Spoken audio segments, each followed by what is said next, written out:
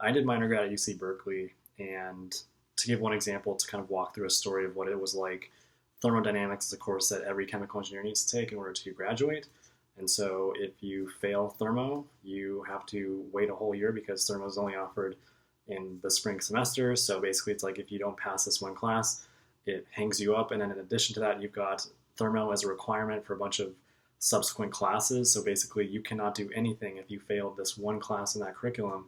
You're tied up for that whole year, and you have to wait a whole year to basically retake thermo. And assuming you pass it, then you can continue. So failing classes as an undergrad is really tough. And granted, this is a school by school basis, but for UC Berkeley in the chemical engineering program, it is really rough because a lot of my friends struggled through that, and I know more than a few people who had to retake the whole year and wait a whole year. Basically, a whole year of your undergrad just goes away for failing one class, and it's really bad, and it can be pretty demoralizing for people. And I think it's honestly not a great way of doing it.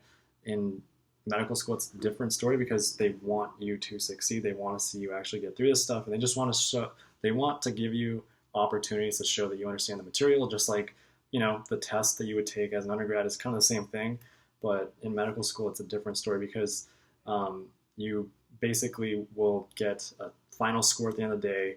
And, granted, I'm going to Western University, so it's a different story for school by school. But I think most medical schools are going to be following a similar structure in that they're not out to fail you. They're not out to, just give you that one shot. They are wanting to make sure that you understand this material well enough that you can be a good physician at the end of the day. And so if you don't get a passing score in a class, then you get an opportunity to retake exams. And when you do retakes, it's not like you can just go from I was going to get a D minus or a D plus to I'm now going to get an A plus in the class. It's now the best grade you're going to get is a C. You're going to get 70% in the best case scenario, assuming you get 70 or higher.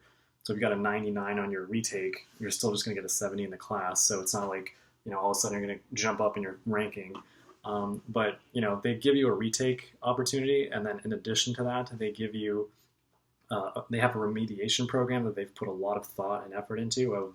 There's a panel of people you can appeal to. There's a panel of people who reach out to you to make sure that you're okay and to check in on you and to make sure that the areas that you're struggling in are things that you're going to have an opportunity to show you actually understand. And so it's a much different dynamic than what is it like as an undergrad. So in that regard, entirely different story. And while you are responsible for learning a lot of content, even more content than you did as an undergrad, they are giving you more than one opportunity to demonstrate. And I think that's something that kind of hopefully eases the minds of a lot of students who are in medical school, where you are, the cliche is drinking from a fire hose of information, but at the same time, you are getting opportunities to show that you've learned it. And in the worst case scenario where like your car breaks down or you're just having a terrible day and you had too much anxiety on testing, you couldn't write down anything, or you couldn't just show that you understood the material on that moment, you have opportunities to show them later on that it's something, because they really want to work with you and they really want to help you get it through.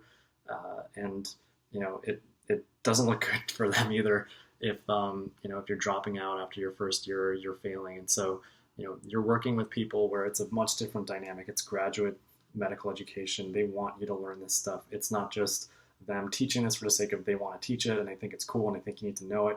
These are things that they are required to teach you that you need to know to be a good doctor.